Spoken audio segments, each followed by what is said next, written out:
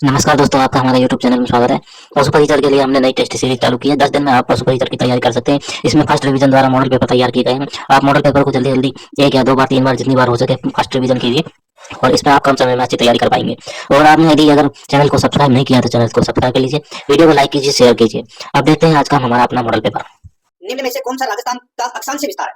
बताइए, राजस्थान का अक्षांश विस्तार ये तो सभी को पता होगा दोस्तों। 23 डिग्री 3 मिनट उत्तरी अक्षांश से 30 डिग्री 12 मिनट उत्तरी अक्षांश। ये है दोस्तों, यहाँ पर ए नंबर का जो ऑप्शन है वो इसका बिल्कुल सही हो जाएगा। सेकंड नंबर का प्रश्न है, छप्पन का मैदान स्थित है। बताइए कहाँ पर स्थित है? तो दोस्तों एक है छप्पन की पहाड़ियां जो बाड़मेर में, ठीक है। एक है छप्पन का मैदान, तो दोस्तों ये कहाँ पर है? तो ये प्रतापगढ़ और बांसवाड़ा के बीच का जो भाग है उसे छप्पन का मैदान कहते हैं। तो यहाँ पर डी नंबर का ऑप्शन बिल्कुल सही।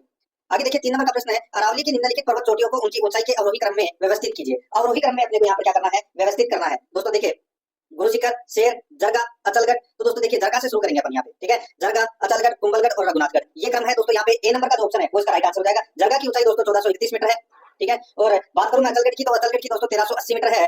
और दोस्तों कुंभलगढ़ की ऊंचाई 1224 मीटर है। और यहाँ पे रघुनाथगढ़ है, रघुनाथगढ़ की ऊंचाई 1055 मीटर है, ठीक है। तो ये क्रम है अवरोही क्रम। तो यहाँ पर अपना इसमें right answer A number option हो जाएगा। 4 नंबर का प्रश्न इसमें देखिए, फुलवारी किनाल स्थित है। फुलवारी किनाल कहाँ पर है? तो दोस्तों ये उदयपुर में है। यहाँ पर ए नंबर का ऑप्शन बिल्कुल सही हो जाएगा। 5 नंबर का प्रश्न है, अमृता देवी विश्नोई पुरस्कार किस क्षेत्र में दिया जाता है? ये दिया जाता है दोस्तों वन्य जीव संरक्षण के क्षेत्र में। ये तो सभी को पता होगा। बी नंबर का ऑप्शन बिल्कुल सही। 6 नंबर का प्रश्न है इसमें देखिए, राजस्थान के किस जलवायु प्रदेश में सवाना तुल्य सदाबहार वनस्पति पाई जाती है? सवाना तुल्य सदाबहार वनस्पति कौन से जलवायु प्रदेश में पाई जाती है? राइट आंसर हो जाएगा अति आर्द्र जलवायु प्रदेश में। यहाँ पर अपना सी नंबर का ऑप्शन राइट आंसर हो जाएगा। अति आर्द्र जलवायु प्रदेश में कौन कौन से जिले सम्मिलित है? तो दोस्तों हरदोई क्षेत्र, कोटाबारा, झालावाड़, इसके अलावा दोस्तों बांसवाड़ा, डूंगरपुर, सिरोही, उदयपुर, ये क्षेत्र है वो इसमें ये सवाना तुल्य सदाबहार वनस्पति है वो पाई जाती है। यहाँ पर सी नंबर ऑप्शन बिल्कुल सही। आगे देखिए, कोपेन के अनुसार राजस्थान का सबसे बड़ा जलवायु प्रदेश कौन सा है? तो सबसे बड़ा जलवायु प्रदेश तो दोस्तों आप सभी को पता है, इसमें क्या हो जाएगा? वो हो जाएगा BWHW। यहाँ पर सी नंबर का ऑप्शन राइट आंसर हो जाएगा, यानी कि क्वेश्चन है शुष्क प्रदेश, ठीक है। राइट आंसर हो जाएगा यहाँ पे सी नंबर का ऑप्शन बिल्कुल सही। आगे देखिए, 8 नंबर का प्रश्न है, सांभर झील के आंतरिक प्रवाह क्षेत्र की नदी कौन सी है? दोस्तों वो है कौन सी नदी? तो दोस्तों मेंढा नदी। मेंढा नदी को दोस्तों मंथा नदी भी बोलते हैं, ठीक है। मंथा नदी भी बोलते हैं या मेंथा भी बोल सकते हैं। तो यहाँ पर अपना इसमें राइट आंसर क्या हो जाएगा? सी नंबर का ऑप्शन बिल्कुल सही हो जाएगा। और ये बैराट की पहाड़ी से निकलती है। राइट आंसर यहाँ पर सी नंबर ऑप्शन बिल्कुल सही। 9 नंबर का प्रश्न है, गढ़सीसर सरोवर कहाँ है? सभी को पता होगा दोस्तों। राइट आंसर हो जाएगा इसमें जैसलमेर में है। बी नंबर ऑप्शन बिल्कुल सही। 10 नंबर का प्रश्न इसमें देखिए, जिलों के निम्नलिखित समूहों में से किस समूह में इंदिरा गांधी नहर का पानी केवल पीने के उद्देश्य से ही उपयोग में लाया जाता है? बताइए कौन से समूह में इंदिरा गांधी नहर परियोजना का पानी केवल पीने के उद्देश्य से ही उपयोग में लाया जाता है? दोस्तों इसका जो राइट आंसर हो जाएगा वो है इसमें झुंझुनू, सीकर, नागौर और बाड़मेर में।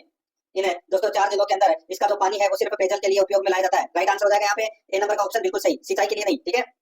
आगे देखिए, यहाँ पे 11 नंबर का प्रश्न है, सूची फर्स्ट को सूची सेकंड से सम्मिलित करना है। दोस्तों सूची फर्स्ट में देखिए सिंचाई परियोजना है, सूची सेकंड में जिला है। अब यहाँ पे देखिए दोस्तों, ये गागरीन सिंचाई परियोजना है, ये कहाँ पर है? तो दोस्तों ये झालावाड़ में है। कहाँ पर है? झालावाड़ में है ये गागरीन सिंचाई परियोजना, और ये आबू नदी पर बनाई गई है, ठीक है। ताकली सिंचाई परियोजना तो दोस्तों ये तकली नदी पर बनाई गई है, और ये कहाँ पर है? तो ये कोटा में है। ल्यासी परियोजना है, ये दोस्तों ल्यासी नदी पर बनाई गई है, और ये 12 में है, ठीक है। चाकन परियोजना है, ये दोस्तों चाकन नदी पर बनाई गई है, और ये बूंदी में है। तो यहाँ पर अपना इसमें राइट आंसर क्या हो जाएगा? 4 3 2 1। कूट भाषा की अगर मैं बात करूं तो यहाँ पे 4 3 2 1, यानी कि एक नंबर का जो ऑप्शन है वो इसका बिल्कुल सही। 12 नंबर का प्रश्न है, जनगणना 2011 के अनुसार राजस्थान में जनसंख्या की दशकीय वृद्धि दर क्या रही? दशकीय वृद्धि दर की मैं यहाँ पे बात करूं तो दोस्तों वो रही 21.3%, 21.31%। तो यहाँ पर डी नंबर का ऑप्शन बिल्कुल सही हो जाएगा। आगे देखिए, राजस्थान के विभिन्न जिलों में जनसंख्या वितरण के बढ़ते क्रम के संबंध में दिए गए सही विकल्प की अपने को यहाँ पर पहचान करनी है। दोस्तों देखिए, अपने को बताना है कि दोस्तों बढ़ते हुए क्रम में, ठीक है। तो बढ़ते हुए क्रम में तो यानी कि सबसे ज्यादा जो जनसंख्या है वो कहाँ पर है? जयपुर में। तो दोस्तों देखिए, जयपुर लास्ट के 3 ऑप्शन में है, ठीक है। अब दोस्तों यहाँ पे देखिए, इनमें से सबसे कम अजमेर, बीकानेर। देखिए यहाँ पे बीकानेर की जनसंख्या है वो लगभग दोस्तों 23 लाख है, 23.5 लाख के आसपास है, ठीक है। उसके बाद में दोस्तों अजमेर की है दोस्तों करीबन लगभग 26 लाख के समथिंग है, और जोधपुर की दोस्तों 37 लाख के आसपास है, और जयपुर की सर्वाधिक है वो है दोस्तों 66 लाख। तो यहाँ पर अपना इसमें राइट आंसर ए नंबर का ऑप्शन हो जाएगा। आगे देखिए, 14 नंबर का प्रश्न है, पूर्व पश्चिम गलियारा राजस्थान के निम्नलिखित में से किस जिले से नहीं गुजरता है? पूर्व पश्चिम गलियारा राजस्थान के निम्नलिखित में से किस जिले से नहीं गुजरता है? तो यहाँ पर इसका राइट आंसर हो जाएगा वो है झालावाड़ से नहीं गुजरता है। डी नंबर का जो ऑप्शन है वो इसका बिल्कुल सही हो जाएगा, झालावाड़ से, ठीक है। आगे देखिए, यहाँ पे 15 नंबर का प्रश्न है, राजस्थान का निम्न में से कौन सा हवाई अड्डा नागरिक व सैन्य दोनों सेवाओं के लिए प्रयुक्त होता है? राजस्थान का निम्न में से कौन सा हवाई अड्डा नागरिक व सैन्य दोनों सेवाओं के लिए प्रयुक्त होता है? तो इसका राइट आंसर हो जाएगा वो है रातानाडा हवाई अड्डा, जोधपुर। तो यहाँ पर अपना इसमें सी नंबर ऑप्शन सही। 16 नंबर का प्रश्न है, राजस्थान के निम्नलिखित किस जिले को राजस्थान की खाद्य टोकरी के रूप में जाना जाता है? राजस्थान की खाद्य टोकरी किसे कहते हैं? तो दोस्तों श्री गंगानगर जिले को। राइट आंसर हो जाएगा यहाँ पे बी नंबर का ऑप्शन बिल्कुल सही। गेहूं का सर्वाधिक उत्पादन दोस्तों राजस्थान में गंगानगर जिले में होता है, इसलिए श्री गंगानगर जिले को दोस्तों खाद्य टोकरी के रूप में जाना जाता है। बी नंबर ऑप्शन बिल्कुल सही। 17 नंबर प्रश्न है, राजस्थान में गैर पारंपरिक ऊर्जा स्रोतों से ऊर्जा उत्पन्न करने में निम्न में से कौन सी नोडल एजेंसी है? बताइए दोस्तों, गैर पारंपरिक ऊर्जा स्रोतों से ऊर्जा उत्पन्न करने वाले दोस्तों अपने को बताना है कि कौन सी नोडल एजेंसी है। करने वाली नोडल एजेंसी कौन सी है दोस्तों? इसका राइट आंसर हो जाएगा राजस्थान अक्षय ऊर्जा निगम लिमिटेड। यहाँ पर डी नंबर का ऑप्शन बिल्कुल सही उत्तर इसमें हो जाएगा। 18 नंबर का प्रश्न है, सूची फर्स्ट को सूची सेकंड से सम्मिलित करना है। सूची फर्स्ट में दोस्तों उद्योग दे रखा है और सूची सेकंड में स्थान दे रखा है। राजस्थान स्टेट केमिकल वर्क्स कहाँ पर है ये दोस्तों? ये डीडवाना में है। कहाँ पर है? डीडवाना में। हाईटेक ग्लास फैक्ट्री कहाँ पर है? तो दोस्तों ये धौलपुर में है। मेवाड़ शुगर मिल लिमिटेड ये कहाँ पर है? तो दोस्तों ये भोपाल सागर में है। और जेके सीमेंट वर्क्स ये दोस्तों कहाँ पर है? तो ये निभाहेड़ा में है। ठीक है, तो यहाँ पर अपना इसमें राइट आंसर क्या हो जाएगा दोस्तों? ये तो सारे के सारे सही सम्मिलित है, यानी कि इस प्रश्न का जो राइट आंसर हो जाएगा 1 2 3 4 हो जाएगा। कोट बस अगर मैं बात करूँ तो दोस्तों यहाँ पे सी नंबर का ऑप्शन बिल्कुल सही उत्तर हो जाएगा। 19 नंबर का प्रश्न इसमें देखिए, निम्नलिखित कथनों में से कौन सा या कौन से कथन है चीरवा शिलालेख के बारे में सही है? चीरवा शिलालेख के बारे में कौन सा इसमें सही है? और दोस्तों साथ ही मैं आपको यहाँ पे बता दूं कि कूट भाषा में आपको क्या करना है, उत्तर देना है। ठीक है, देखिए यह 1273 ईस्वी में संस्कृत भाषा में उत्कीर्ण है। यह 1273 ईस्वी में दोस्तों संस्कृत भाषा में उत्कीर्ण है, बिल्कुल सही है। रत्न परपसूरी इसके प्रशस्तिकार थे, तो दोस्तों बिल्कुल सही है। इसके शिल्पी देलहन थे, दोस्तों बिल्कुल सही है। यहाँ पे मैं बात कर रहा हूँ चीरवा शिलालेख की। ठीक है, अग्निकुंड से उत्पन्न राजपूतों का इसमें उल्लेख है, तो दोस्तों ये गलत हो जाएगा। ये दोस्तों इसमें गलत हो जाएगा इसके अंदर। तो यहाँ पर इस प्रश्न का राइट आंसर क्या हो जाएगा? वो है दोस्तों 1 2 3 इसमें क्या है? सही है। कूट भाषा की अगर मैं बात करूँ तो यहाँ पे बी नंबर का ऑप्शन बिल्कुल सही उत्तर हो जाएगा। आगे देखिए 20 नंबर का प्रश्न है, निम्नांकित में से राजस्थान में किस स्थान से सेंधवकालीन अवशेष प्राप्त हुए हैं? बताइए, राजस्थान में किस स्थान से सेंधवकालीन अवशेष प्राप्त हुए हैं? तो इसका राइट आंसर हो जाएगा वो है दोस्तों कालीबंगा। तो यहाँ पर इसमें डी नंबर का जो ऑप्शन है वो इसका बिल्कुल सही उत्तर हो जाएगा, कालीबंगा से प्राप्त हुए हैं। आगे देखिए 21 नंबर का प्रश्न है, निम्नांकित में से कन्यावत के विरुद्ध कानून बनाने वाला पहला राज्य था। कन्यावत के विरुद्ध कानून बनाने वाला पहला राज्य था, तो वो कौन सा था? तो वो था दोस्तों कोटा। यहाँ पर डी नंबर का जो ऑप्शन है वो इसका बिल्कुल सही कोटा। ठीक है, नेक्स्ट आगे देखिए यहाँ पे 22 नंबर का प्रश्न है, इजलास खास का गठन किया गया था। बताइए, इजलास खास का गठन किया था, किसने किया था? ये किया था दोस्तों महाराणा सज्जन सिंह ने। महाराणा सज्जन सिंह ने। सी नंबर ऑप्शन बिल्कुल सही। आगे देखिए 1857 के स्वतंत्रता संग्राम में कोटा महाराव की सहायता के लिए राज्य ने सैनिक सहायता भेजी थी। बताइए, कोटा महाराव की सहायता के लिए 1857 की क्रांति के समय दोस्तों किसने सैनिक सहायता भेजी थी? राइट आंसर हो जाएगा दोस्तों वो है करौली। करौली ने भेजी थी दोस्तों। ठीक है, याद रखना। और करौली के महाराव थे दोस्तों मदन पाल सिंह। ठीक है, उन्होंने भेजी थी दोस्तों ये सहायता। तो यहाँ पर अपना इसमें राइट आंसर हो जाएगा डी नंबर ऑप्शन सही। 24 नंबर का प्रश्न है, ट्रेंच कमीशन संबंधित है दोस्तों। ट्रेंच कमीशन किससे संबंधित है? तो ये बेंगू किसान आंदोलन से संबंधित है दोस्तों। राइट आंसर हो जाएगा यहाँ पे दोस्तों बेंगू किसान आंदोलन। ए नंबर का ऑप्शन बिल्कुल सही था। आगे देखिए दोस्तों यहाँ पे 25 नंबर का प्रश्न है, कालीबाई राजस्थान के किस आंदोलन से संबंधित है? सही उत्तर हो जाएगा वो है दोस्तों रास्तापाल आंदोलन से। सी नंबर का ऑप्शन राइट आंसर हो जाएगा, रास्तापाल गांधी से संबंधित। आगे देखिए, भारत छोड़ो आंदोलन के संचालन हेतु आजाद मोर्चा का गठन कहाँ हुआ था? दोस्तों आजाद मोर्चा का गठन है वो दोस्तों जयपुर में हुआ था। कहाँ पर हुआ था? जयपुर में। और भारत छोड़ो आंदोलन में दोस्तों जयपुर प्रजामंडल ने भाग नहीं लिया था, इसी आजाद मोर्चे ने दोस्तों भाग लिया था भारत छोड़ो आंदोलन में। तो यहाँ पर डी नंबर का ऑप्शन बिल्कुल सही। आगे देखिए, राजस्थान के रियासतों के एकीकरण के समय जोधपुर राज्य का महाराजा कौन था? यानी कि एकीकरण के समय, राजस्थान की रियासतों के एकीकरण के समय जोधपुर राज्य का महाराजा कौन था? तो इसका राइट आंसर हो जाएगा हनुमान सिंह। यहाँ पर बी नंबर का ऑप्शन बिल्कुल सही, हनुमान सिंह। 28 नंबर का प्रश्न इसमें देखिए, हटुंडी अजमेर में गांधी आश्रम की स्थापना किसके द्वारा की गई? हटुंडी अजमेर में गांधी आश्रम की स्थापना किसके द्वारा की गई? तो दोस्तों ये की गई हरिबाबू उपाध्याय के द्वारा। हरिबाबू उपाध्याय के द्वारा। बी नंबर का ऑप्शन बिल्कुल सही। 29 नंबर का प्रश्न इसमें देखिए, वागड़ी बोली राजस्थान के किस क्षेत्र में बोली जाती है? वागड़ी बोली राजस्थान के किस क्षेत्र में बोली जाती है? तो दोस्तों ये दक्षिणी पश्चिमी क्षेत्र में बोली जाती है ये वागड़ी बोली। यहाँ पर बी नंबर का ऑप्शन बिल्कुल सही। 30 नंबर का प्रश्न इसमें देखिए, सीताराम लालच का संबंध रहा है। सीताराम लालच का संबंध है वो किससे रहा है? तो दोस्तों राजस्थानी शब्दकोश से रहा है। यहाँ पर बी नंबर का ऑप्शन बिल्कुल सही, राजस्थानी शब्दकोश से रहा है सीताराम लालच का संबंध। ठीक है, जोधपुर निवासी थे दोस्तों। आगे देखिए यहाँ पे, कथोड़ी जनजाति मुख्यतः किस जिले में पाई जाती है? दोस्तों कथोड़ी जनजाति ये मूल रूप से दोस्तों महाराष्ट्र की ये जनजाति है और ये उदयपुर और दोस्तों इसके आसपास के क्षेत्रों में ये पाई जाती है। ठीक है, तो यहाँ पर अपना इसमें right answer c number option सही। नेक्स्ट आगे देखिए, आचार्य तुलसी ने अणुव्रत आंदोलन का सूत्रपात कब किया? आचार्य तुलसी ने अणुव्रत आंदोलन का सूत्रपात कब किया? सही उत्तर हो जाएगा वो है दोस्तों 1949 ईस्वी में। यहाँ पर बी नंबर का जो ऑप्शन है वो इसका बिल्कुल सही, 1949 में। आगे देखिए, सांप्रदायिक सौहार्द के प्रतीक काजी हमीदुद्दीन नागौरी किस सूफी सिलसिले के थे? सांप्रदायिक सौहार्द के प्रतीक काजी हमीदुद्दीन नागौरी किस सूफी सिलसिले के थे? इसका जो राइट आंसर हो जाएगा वो है सोहरावर्ती सिलसिले से संबंधित है दोस्तों ये। यहाँ पर डी नंबर का ऑप्शन बिल्कुल सही। 34 नंबर का प्रश्न है, चंपाकली आभूषण शरीर के किस अंग पर पहना जाता है? ये आभूषण है ये दोस्तों महिलाओं के गले का आभूषण है दोस्तों। राइट आंसर हो जाएगा गले मतलब गर्दन का आभूषण। ए नंबर ऑप्शन बिल्कुल सही। आगे देखिए 35 नंबर का प्रश्न है, राजस्थान के मेवाड़ क्षेत्र में पुरुषों की पगड़ी क्या कहलाती है? तो दोस्तों पुरुषों की तो पगड़ी है वो क्या कहलाती है? तो वो दोस्तों पगड़ कहलाती है मेवाड़ में। ठीक है, ए नंबर ऑप्शन बिल्कुल सही, पगड़। आगे देखिए, मरुभूमि के लोकगीत उनकी किस भावना के परिचायक हैं? बताइए किस भावना के परिचायक हैं? तो दोस्तों देखिए, उमंग के, वियोग के, हृदय की पीड़ा के। राइट आंसर हो जाएगा समस्त वर्णित विकल्प। डी नंबर का ऑप्शन बिल्कुल सही। 37 नंबर का प्रश्न, निम्नलिखित में से कौन सा वाद्य यंत्र है बाकी तीन से अलग है? दोस्तों वो है इसमें देखिए मशक, शहनाई और अलगोजा। ठीक है, ये तीनों सुशील वाद्य यंत्र की श्रेणी में आते हैं। ठीक है, जो फूंक कर बजाए जाते हैं।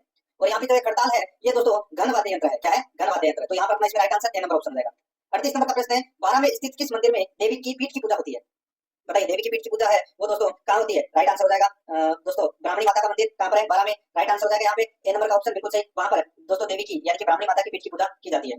ए नंबर ऑप्शन सही। आगे देखिए 39 नंबर का प्रश्न, चार हाथों वाला लोक देवता किसे कहा जाता है? दोस्तों ये कहा जाता है वीर कल्ला जी को। ए नंबर का ऑप्शन बिल्कुल सही, वीर कल्ला जी को। आगे देखिए, राजस्थान के कौन से क्षेत्र में चैत्र शुक्ल पंचमी को गुलाबी गणगौर मनाई जाती है? दोस्तों गुलाबी गणगौर मनाई जाती है तो दोस्तों चैत्र शुक्ल पंचमी को तो ये नाच द्वारा में मनाई जाती है। ए नंबर का ऑप्शन बिल्कुल सही। 41 नंबर का प्रश्न इसमें देखिए, गोगा जी का मेला कहाँ आयोजित किया जाता है? गोगा जी का मेला दोस्तों ये आयोजित किया जाता है कहाँ पर? तो ये हनुमानगढ़ की नौहर तहसील के एक गांव में। हनुमानगढ़ की नौहर तहसील के एक गांव में दोस्तों ये गोगा जी का मेला है वो आयोजित किया जाता है। यहाँ पर डी नंबर का ऑप्शन बिल्कुल सही।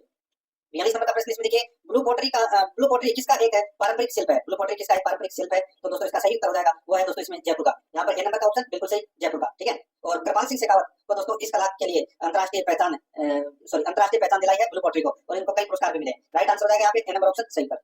आगे देखिए, किसके शासनकाल में किशनगढ़ शैली को स्वतंत्र स्वरूप प्राप्त हुआ?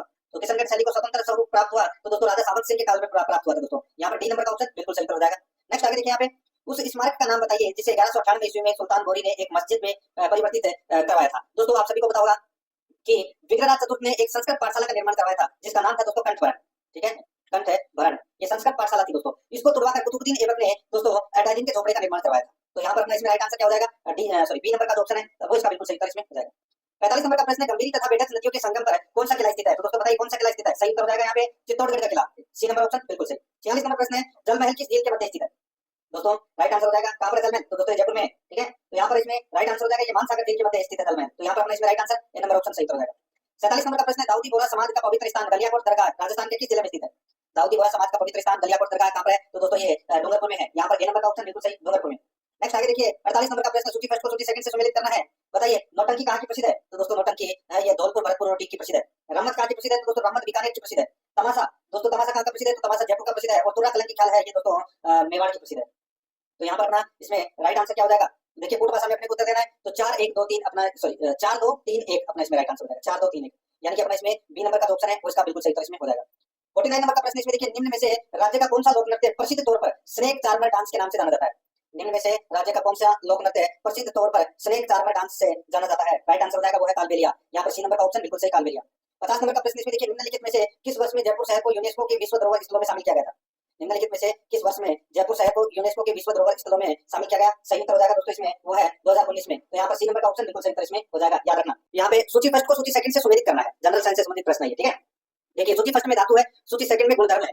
यहाँ पर देखिए सोडियम का गुणधर्म दोस्तों कौन सा है? तो वो है दोस्तों चाकू से आसानी से काटा जा सकता है, चाकू से आसानी से काटा जा सकता है। और सोडियम की जगह अगर लिथियम होता तो दोस्तों तो भी ये भी चाकू से आसानी से काटा जा सकता है, ठीक है। तो यहाँ पे एक का क्या हो जाएगा? डी। पारे का क्या हो जाएगा दोस्तों? पारे का कमरे के ताप पर द्रव, कमरे के ताप पर द्रव। चांदी का क्या हो जाएगा दोस्तों? ये विद्युत का अच्छा सुचालक है।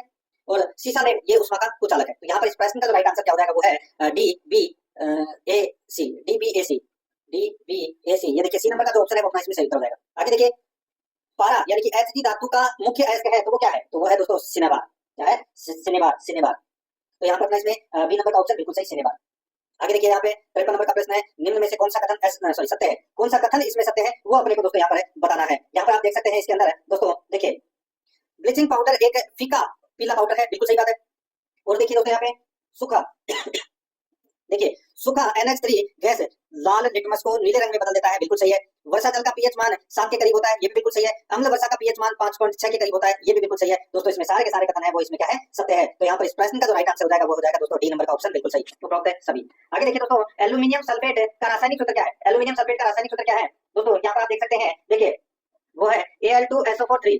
तो यहाँ पर सी नंबर का जो ऑप्शन है वो इसका राइट आंसर हो जाएगा Al2SO4 और 3, ठीक है, ये सूत्र है। यहाँ पर सी नंबर का ऑप्शन बिल्कुल सही हो जाएगा। आगे देखिए, यहाँ पे 55 नंबर का प्रश्न है, यदि लेंस द्वारा देखने पर अक्षरों का आकार छोटा दिखाई देता है तो वह लेंस क्या है? बताइए कौन सा लेंस है वो? तो दोस्तों तो वह उत्तल लेंस है। क्या है? उत्तल लेंस। तो यहाँ पर अपना इसमें right answer b number option सही, अवतल लेंस, ठीक है। आगे देखिए, वह क्षैतिज दोष जो आंख की कोर्निया की वक्रता के क्षैतिज तथा ऊर्ध्वाधर तलों में भिन्न होने के कारण उत्पन्न होता है कहलाता है। वह क्षैतिज दोष जो आंख की कोर्निया की वक्रता के क्षैतिज तथा ऊर्ध्वाधर तलों में भिन्न होने के कारण उत्पन्न होता है कहलाता है। तो दोस्तों क्या कहलाता है? तो वो कहलाता है एस्टिग्मेटिज्म, एस्टिग्मेटिज्म कहलाता है। यहाँ पर बी नंबर का ऑप्शन बिल्कुल सही। 57 नंबर का प्रश्न इसमें देखिए, प्रकाश की एक किरण एक अवतल दर्पण पर इसकी मुख्य अक्ष के समानांतर आपतित की जाती है। परावर्तन के पश्चात यह बताइए, प्रकाश की एक किरण एक अवतल दर्पण पर इसकी मुख्य अक्ष के समानांतर आपतित की जाती है। परावर्तन के पश्चात यह दोस्तों मुख्य फोकस से गुजरेगी। तो यहाँ पर अपना इसमें राइट आंसर हो जाएगा मुख्य फोकस से ये क्या करेगी? गुजरेगी, ठीक है। नेक्स्ट आगे देखिए, यहाँ पे नेत्र लेंस पर एक अपारदर्शी झिल्ली बन गई है। नेत्र लेंस पर एक अपारदर्शी झिल्ली बन गई है जो कि दृष्टि पर प्रतिकूल प्रभाव डालती है।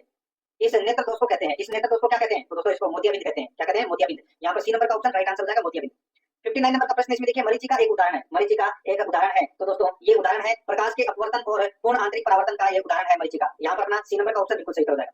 60 नंबर का प्रश्न इसमें देखिए, मस्तिष्क उत्तरदायी है, मस्तिष्क उत्तरदायी है। तो दोस्तों ये सोचने के लिए, शरीर का संतुलन बनाने के लिए, हृदय स्पंदन के लिए, तो दोस्तों इन सभी के लिए ये मस्तिष्क है वो उत्तरदायी है। तो यहाँ पर इसका राइट आंसर हो जाएगा सभी, डी नंबर ऑप्शन बिल्कुल सही।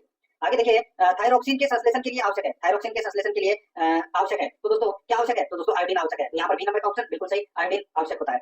आगे देखिए 62 नंबर का प्रश्न है, निम्न में से एचआईवी, हेपेटाइटिस बी, गोनेरिया और ट्राइकोमोनियासिस से संबंधित सत्य कथन है, बताइए। अच्छा प्रश्न है ये भी। निम्न में से एचआईवी, हेपेटाइटिस बी, गोनेरिया और ट्राइकोमोनियासिस से संबंधित सत्य कथन कौन सा है, वो बताना है। दोस्तों यहाँ पर आप देख सकते हैं इसके अंदर देखिए एचआईवी, दोस्तों एचआईवी एक पैथोजन है जबकि अन्य रोग है। एचआईवी एक पैथोजन है जबकि अन्य रोग है। तो यहाँ पर अपना इसमें राइट आंसर क्या हो जाएगा, डी नंबर का ऑप्शन बिल्कुल सही हो जाएगा इसमें, ठीक है। आगे देखिए बेरी बेरी किस वजह से उत्पन्न होता है, दोस्तों बेरी बेरी किस वजह से उत्पन्न होता है, बताइए। तो दोस्तों ये B1 की कमी से बेरी बेरी रोग होता है, ठीक है। इसका रासायनिक नाम है थायमिन। तो यहाँ पर अपना इसमें राइट आंसर B1 की कमी से, बी नंबर का ऑप्शन बिल्कुल सही हो जाएगा। आगे देखिए डीपीटी वैक्सीन में पी किसे संदर्भित करता है, दोस्तों डीपीटी का पूरा नाम है डिप्थीरिया परटूसिस टिटनेस, ठीक है। तो पी का मतलब क्या हो जाएगा, परटूसिस। तो यहाँ पर अपना इसमें right answer b number option हो जाएगा, ठीक है। आगे देखिए यहाँ पे 65 नंबर का प्रश्न है, निम्नलिखित में से कौन सही सुमेलित नहीं है, कौन सही सुमेलित नहीं है वो अपने को यहाँ पर बताना है। देखिए यहाँ पे स्वप्रतिरक्षित रोग संधिवात है, संधिशोथ बिल्कुल सही है।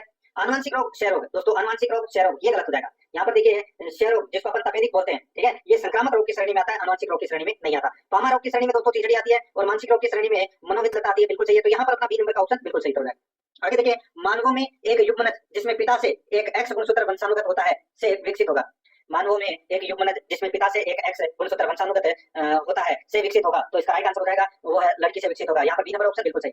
67 नंबर का प्रश्न इसमें देखिए आरएनए अणु में थायमिन के स्थान पर पाए जाने वाले नाइट्रोजन कारक है, आरएनए अणु में थायमिन के स्थान पर पाए जाने वाले नाइट्रोजन कारक है। तो यहाँ पर इसका राइट आंसर हो जाएगा यूरेसिल। यहाँ पर ए नंबर का ऑप्शन बिल्कुल सही हो जाएगा यूरेसिल। आगे देखिए पोटेशियम परमैंगनेट का प्रयोग किया जा सकता है, पोटेशियम परमैंगनेट का प्रयोग किया जा सकता है यानी कि KMnO4 का प्रयोग किया जाता है। तो दोस्तों ये रोगाणुनाशी के रूप में किया जाता है। यहाँ पर डी नंबर ऑप्शन बिल्कुल सही। आगे देखिए सोडियम कार्बोनेट की हाइड्रोक्लोरिक अम्ल से अभिक्रिया में उत्पन्न गैस कौन सी होगी, सोडियम कार्बोनेट की हाइड्रोक्लोरिक अम्ल से अभिक्रिया में उत्पन्न गैस कौन सी होगी, तो दोस्तों वो होगी इसमें कार्बन डाइऑक्साइड। यहाँ पर डी नंबर का ऑप्शन बिल्कुल सही, कार्बन डाइऑक्साइड, ठीक है। नेक्स्ट आगे देखिए यहाँ पे हाइड्रोफोबिया किसके द्वारा होता है, हाइड्रोफोबिया किसके द्वारा होता है, तो दोस्तों ये पानी के डर से ये हाइड्रोफोबिया होता है। तो यहाँ पर अपना इसमें राइट आंसर हो जाएगा ये विषाणु के द्वारा करता है दोस्तों ये, ठीक है। सी नंबर का ऑप्शन बिल्कुल सही इसमें हो जाएगा। आगे देखिए दोस्तों यहाँ पे 71 नंबर का प्रश्न है, किसी कोशिका की कौन सी कोशिकांग को कोशिका के पावर हाउस के रूप में जाना जाता है, बताइए। कोशिका का पावर हाउस किसे कहते हैं, सभी को पता होगा, माइटोकॉन्ड्रिया को। यहाँ पर अपना इसमें बी नंबर का ऑप्शन बिल्कुल सही। 72 नंबर का प्रश्न नेफ्रॉन संबंध है, नेफ्रॉन का संबंध दोस्तों उत्सर्जन तंत्र से है। यहाँ पर डी नंबर ऑप्शन सही। आगे देखिए खाद्य कंटेनरों में पुनर्चक्रित कागज के उपयोग पर प्रतिबंध क्यों लगाया जाता है, क्यों लगाया जाता है बताइए। खाद्य कंटेनरों में पुनर्चक्रित कागज के उपयोग पर क्यों प्रतिबंध लगाया जाता है, तो दोस्तों क्योंकि दोस्तों इससे क्या होता है कि इससे प्रदूषण पैदा होता है दोस्तों। यहाँ पर बी नंबर का ऑप्शन बिल्कुल सही इसमें हो जाएगा, ये आपको इसमें याद रखना है, ठीक है। आगे देखिए यहाँ पे उत्क्रमणीय अभिक्रिया हेतु सही कथन है, उत्क्रमणीय अभिक्रिया हेतु दोस्तों सही कथन है वो कौन सा है, तो वो है उत्प्रेरक अग्र व पश्च दोनों अभिक्रियाओं को समान रूप से प्रभावित करता है। यहाँ पर बी नंबर का ऑप्शन बिल्कुल सही हो जाएगा। आगे देखिए दोस्तों यहाँ पे PbClCl2 दी गई अभिक्रिया का प्रकार है। दोस्तों यहाँ पर ये अभिक्रिया दे रखी है, ये कौन सी अभिक्रिया है, तो ये दोस्तों विस्थापन अभिक्रिया है इसमें, ठीक है। क्या है, विस्थापन अभिक्रिया। तो यहाँ पर अपना इसमें राइट आंसर क्या हो जाएगा, ए नंबर का ऑप्शन बिल्कुल सही इसमें हो जाएगा। दोस्तों इसमें जिंक तथा लेड और कॉपर की अपेक्षा अधिक क्रियाशील तत्व है जो कॉपर को उसके यौगिक को विस्थापित कर देते हैं। तो यहाँ पर ये विस्थापन अभिक्रिया का उदाहरण है, राइट आंसर हो जाएगा यहाँ पे ए नंबर ऑप्शन सही।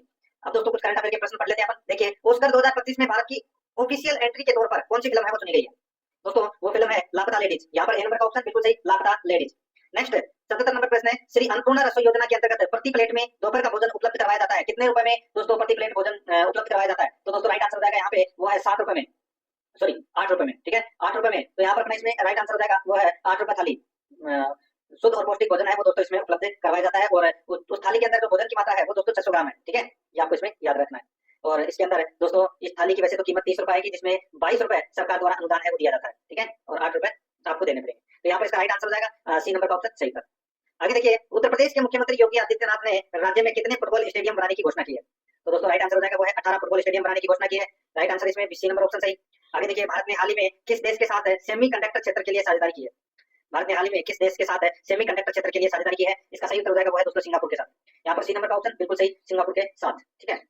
नेक्स्ट आगे देखिए यहाँ पे किस देश ने T20 क्रिकेट इतिहास में पावर प्ले का सबसे बड़ा टोटल बनाया है, तो पावर प्ले का सबसे बड़ा टोटल है वो दोस्तों ऑस्ट्रेलिया ने बनाया है। यहाँ पर सी नंबर का ऑप्शन राइट आंसर हो जाएगा इसमें, आपको इसमें याद रखना है दोस्तों, यानी कि ऑस्ट्रेलिया ने पहले 6 ओवर का पावर प्ले होता है, ठीक है, 20 ओवर के अंदर यानी कि T20 के अंदर 6 ओवर का पावर प्ले होता है जिसमें 113 रन बनाए थे ऑस्ट्रेलिया ने। तो यहाँ पर अपना इसमें right answer c number option सही। आगे देखिए भारतीय नौसेना किस देश के साथ वरुण अभ्यास का आयोजन कर रहा है, सही उत्तर हो जाएगा वो है दोस्तों फ्रांस के साथ में, सी नंबर ऑप्शन सही उत्तर। आगे देखिए भारत ने हाल ही में किस देश में दो नए वाणिज्यिक दूतावास खोलने की घोषणा की है?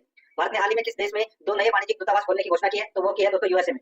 यहाँ पर डी नंबर का ऑप्शन बिल्कुल सही, यूएसए में। आगे देखिए, किसे हाल ही में एनसीआरबी का नया निर्देशक नियुक्त किया गया है? बताइए, किसे हाल ही में एनसीआरबी का नया निर्देशक नियुक्त किया गया है? सही उत्तर हो जाएगा वो है आलोक रंजन को। यहाँ पर बी नंबर ऑप्शन बिल्कुल सही, आलोक रंजन। 84 नंबर का प्रश्न है, साल 2025 में आईफा अवार्ड्स का आयोजन कहाँ किया जाएगा? तो दोस्तों ये आयोजन किया जाएगा जयपुर में। यहाँ पर सी नंबर का ऑप्शन बिल्कुल सही, जयपुर में। 85 नंबर का प्रश्न इसमें देखिए, हाल ही में अरुण गोयल को किस देश में भारत के अगले राजदूत के रूप में नियुक्त किया गया है? तो दोस्तों भारत का अगला राजदूत दोस्तों अरुण गोयल को बनाया गया है कहां पर? तो दोस्तों क्रोएशिया का। ठीक है, तो यहाँ पर क्रोएशिया इसका राइट आंसर हो जाएगा, डी नंबर ऑप्शन बिल्कुल सही। अब दोस्तों कुछ प्रश्न अपन मैथ से संबंधित पढ़ लेते हैं। यहाँ पर देखिए, दो संख्याओं का अनुपात 9:5 है। यदि बड़ी संख्या में 8 जोड़ा जाता है और छोटी संख्या में से 4 घटाया जाता है तो बड़ी संख्या छोटी संख्या से दुगनी हो जाती है। तो बड़ी संख्या छोटी संख्या से दुगनी हो जाती है, तो वह बड़ी संख्या निम्न में से कौन सी है? ऑप्शन उठा के देख लीजिए, सीधा सा है भाई। सबसे पहले तो आप ये चेक कीजिए कि 9 का भाग किस में जा रहा है यहाँ पर। ठीक है, तो यहाँ पर देखिए 104 के अंदर 9 का भाग जा रहा है क्या? तो दोस्तों नहीं जा रहा। ठीक है, तो काट दीजिए। देखिए यहाँ पे 9 फिर कितने बचे दोस्तों? यहाँ पे 6 सॉरी 5 9 6 54, तो इसमें जा रहा है 144 में जा रहा है। तो दोस्तों अब यहाँ पे देख लीजिए इसके अंदर और किसी के अंदर भी जा रहा है क्या? तो और किसी के अंदर नहीं जा रहा है। देखिए यहाँ पे 144 आ रहा है, तो मैंने यहाँ पे ऑप्शन उठा लिया 144। अब दोस्तों यहाँ पर देखिए 144 में आप 9 का भाग दीजिए। ठीक है, तो यहाँ पर आप देखिए कितना आ रहा है, देखिए 16।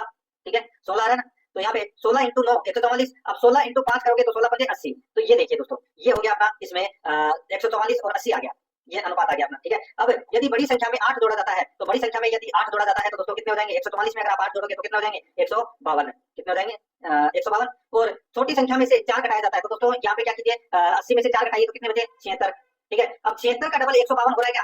तो हो रहा है, तो दोस्तों अपना सही उत्तर क्या हो जाएगा? तो बड़ी संख्या इसमें 144 है, बी नंबर ऑप्शन बिल्कुल सही। आगे देखिए, दो संख्याएं तीसरी संख्या से क्रमशः 20% और 40% अधिक है। पहली और दूसरी संख्या का अनुपात अपने को यहाँ पर ज्ञात करना है।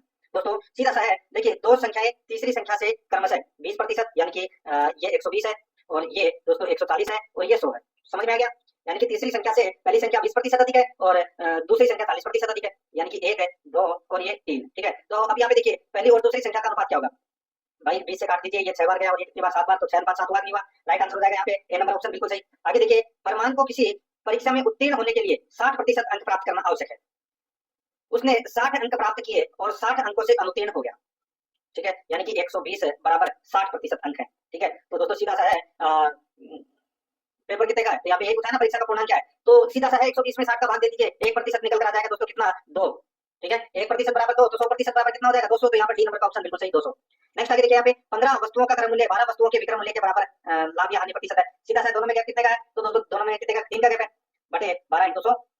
बस क्या करना है आपको इसमें, इसको काटना है। इसको आप काट लीजिए दोस्तों, तो देखिए 300 का 12 और 4 से 100 कितनी बार कटा? 25 बार। तो यहाँ पर इसका राइट आंसर हो जाएगा दोस्तों 25% लाभ हो जाएगा इसमें। ठीक है, क्या हो जाएगा? 25% लाभ। तो इसका राइट आंसर डी नंबर का ऑप्शन बिल्कुल सही हो जाएगा।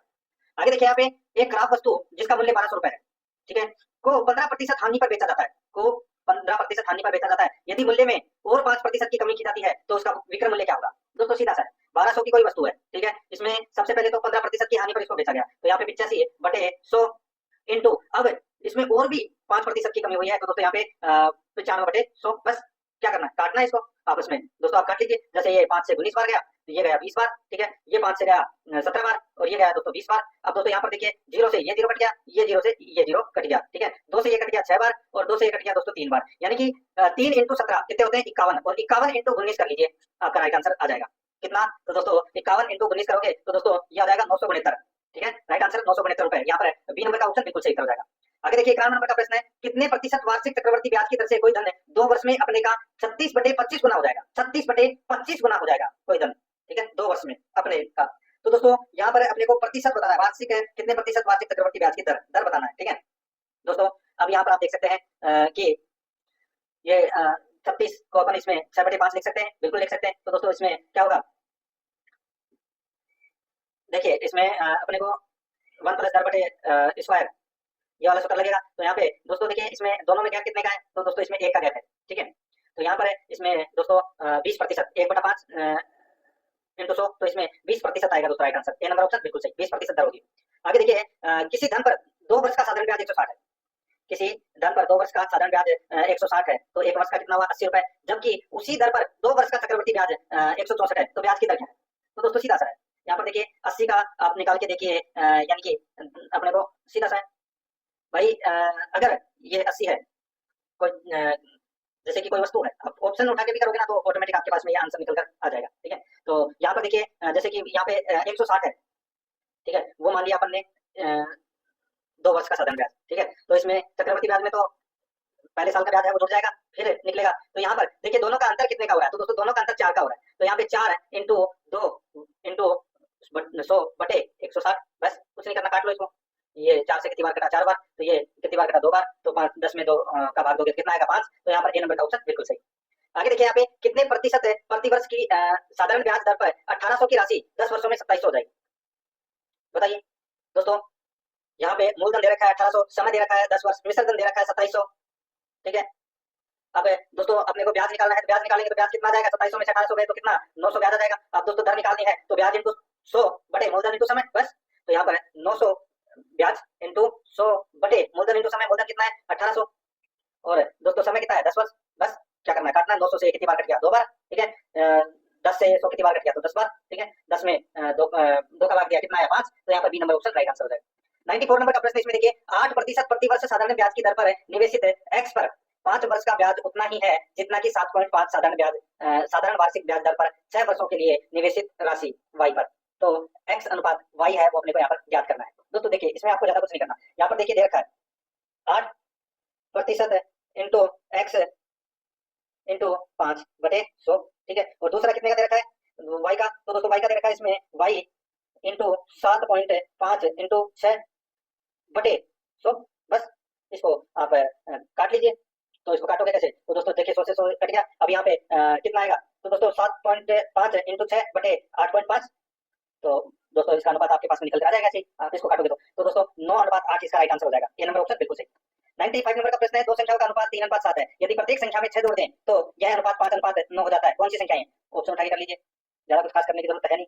दोस्तों इसका जो राइट आंसर हो जाएगा वो है इसमें 9 और 21, 9 और 21। अब दोस्तों यहाँ पर देखिए 3 और 7 का भाग इसमें जा रहा है कि नहीं जा रहा, बिल्कुल जा रहा है। अब दोस्तों यहाँ पे प्रत्येक संख्या में आप 6 जोड़ दीजिए, तो दोस्तों 9 में अगर आप 6 जोड़ते हैं तो कितना हो जाएगा दोस्तों 15, और 21 में आप 6 जोड़ोगे तो कितना हो जाएगा 27। अब आप इसको काट लीजिए, तो दोस्तों 3 पंजू 15 और 3 9 27। ठीक है, तो यहाँ पर 5:9 आ रहा है कि नहीं आ रहा, बिल्कुल जा रहा है। तो यहाँ पर ए नंबर ऑप्शन बिल्कुल सही।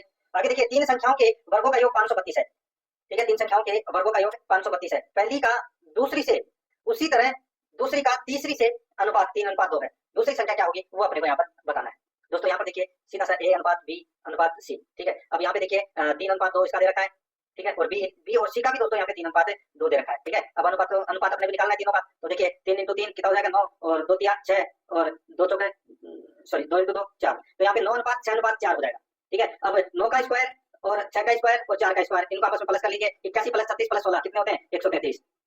ठीक है, तो दोस्तों यहाँ पे वर्गों का योग दोस्तों 532 दे रखा है, 3 संख्याओं के वर्गों का योग 532 है। तो यहाँ पर इसका राइट आंसर क्या हो जाएगा, देखिए दूसरी संख्या निकालिए तो √532 बटे 133 इंटू 6 कर लीजिए। ठीक है, तो यहाँ पर क्या होगा दोस्तों √4 इंटू 6, यानी कि इसमें 12 संख्या आएगा दोस्तों। ठीक है, बी नंबर का ऑप्शन बिल्कुल सही, दूसरी इसमें 12 संख्या आएगी। आगे देखिए 5 संख्याओं का औसत 120 है। अब 120 इंटू 5 कर लीजिए सबसे पहले, तो कितना हो जाएगा 600। ठीक है, यदि एक संख्या को अलग किया जाए तो शेष 4 संख्याओं का औसत है 130 है, तो 130 इंटू 4 कर लीजिए, कितना हो जाएगा 1352, यानी कि 520। अलग की गई संख्या तो दोस्तों सीधा सा है भाई, 600 में से 520 गए तो कितने बचे 80, तो यहाँ पर डी नंबर ऑप्शन सही हो जाएगा। 98 नंबर का प्रश्न है, इसमें देखिए यदि निम्न 6 प्रेक्षणों x+2 x+5 x+8 x+11 x+14 और x+17 का औसत है 12.5 है, तो प्रथम 3 प्रेक्षणों का औसत कितना है वो अपने को यहाँ पर ज्ञात करना है। तो प्रथम 3 प्रेक्षण कौन कौन से हैं, x+2 x+5 और x+8 बटे 3। तो दोस्तों यहाँ पे 3 को जोड़ोगे 8 और 5 13 और 2 15। ठीक है, तो यहाँ पे 3 तो x हो गए प्लस 15 बटे 3। ठीक है, तो यहाँ पर क्या जाएगा दोस्तों यहाँ पर देखिए 3 बटे 15 यानी कि x+5। ठीक है, तो यहाँ पर दोस्तों कट गया 5 बार। ठीक है, तो यहाँ पर दोस्तों 3 प्लस 5 आ जाएगा कितने 8। ठीक है, कितना आ जाएगा इसमें 8, तो यहाँ पर अपना इसमें सी नंबर का ऑप्शन राइट आंसर। आगे देखिए दो संख्याओं का एलसीएम 96 है और उनका मैसअप है 8 है, यदि दोनों संख्याओं में से एक 32 है तो दूसरी संख्या ज्ञात कीजिए। एक 32 है तो दूसरी संख्या क्या होगी दोस्तों, इसका तो राइट आंसर हो जाएगा, देखिए सीधा सा 32 इंटू दूसरी संख्या, 32 इंटू दूसरी संख्या बराबर है 96 इंटू 8, तो सीधा सा 96 इंटू 8 बटे 32 कर दीजिए, दूसरी संख्या निकल कर आ जाएगी। ठीक है, तो यहाँ पर अपना इसका राइट आंसर क्या हो जाएगा 24, तो इसका right answer c number option सही।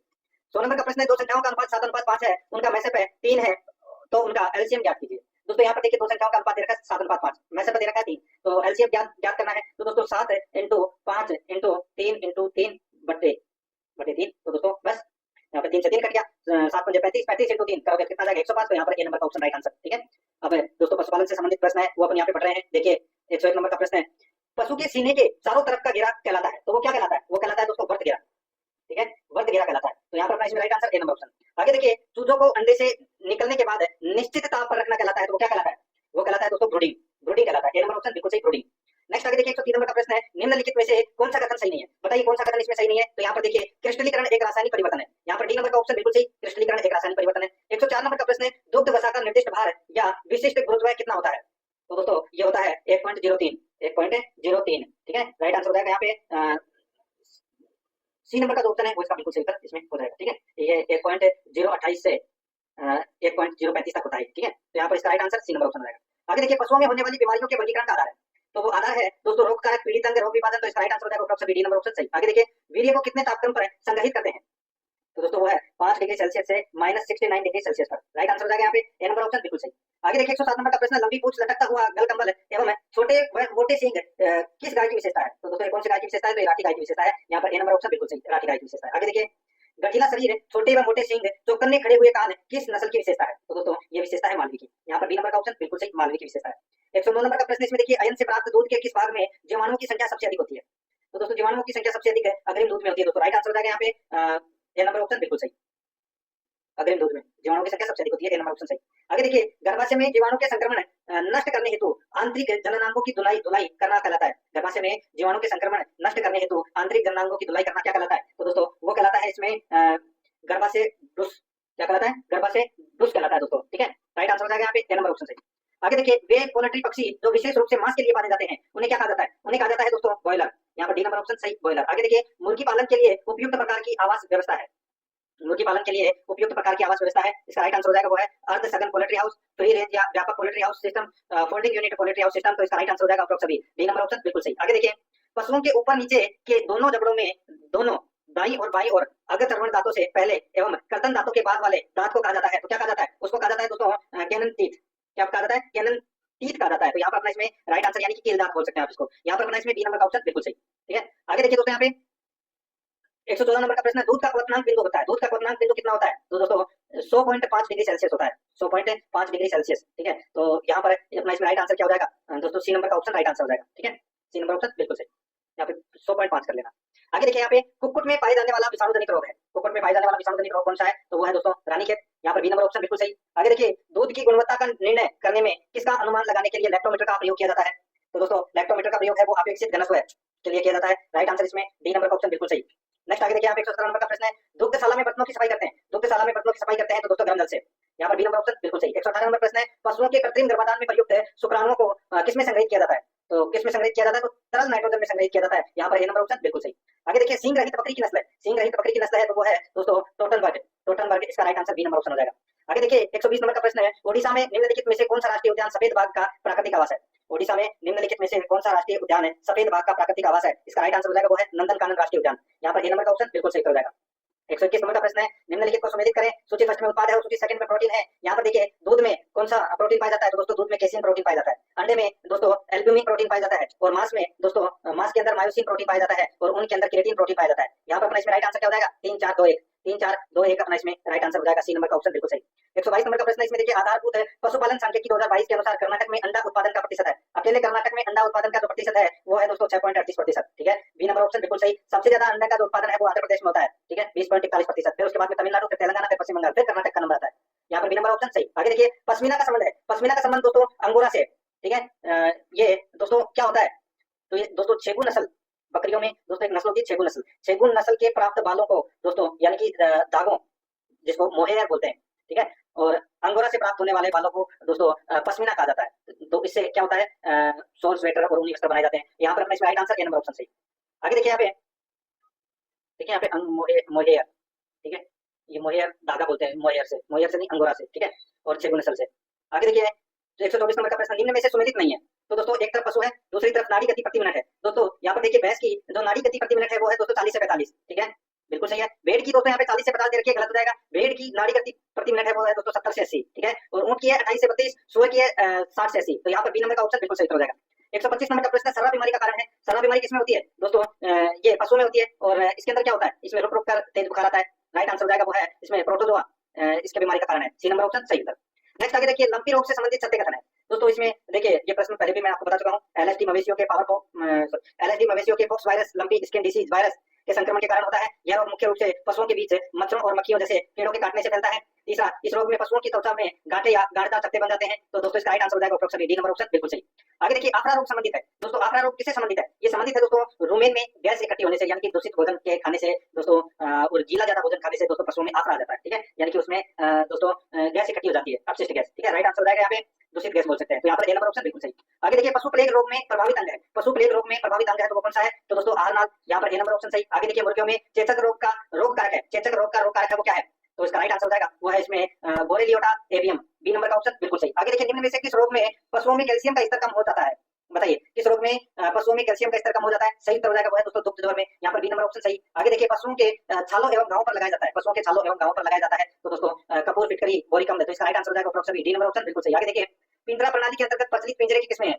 तो दोस्तों इसका जो सही उत्तर हो जाएगा वो है दोस्तों tier step, triple deck, flat deck. तो इसका राइट आंसर हो जाएगा ऑप्शन डी नंबर ऑप्शन बिल्कुल सही। आगे देखिए, दूध का तापमान क्या किया जाता है दोस्तों? दूध का तापमान क्या किया जाता है? ये फ्लोटिंग डेयरी थर्मामीटर से किया जाता है। ए नंबर ऑप्शन बिल्कुल सही।